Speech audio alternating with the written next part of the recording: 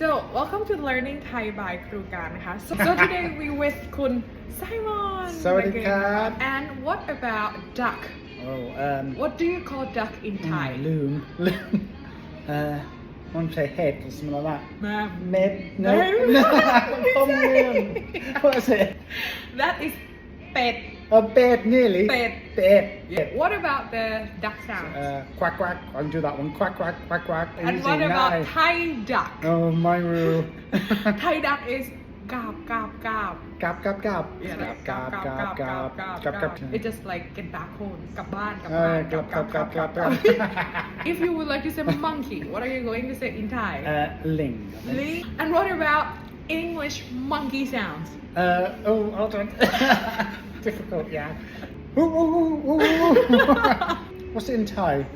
In Thai we call เจี๊ยกเจี๊ยกเจี๊ยกเจี๊ยก oh no that sounds like a bird or something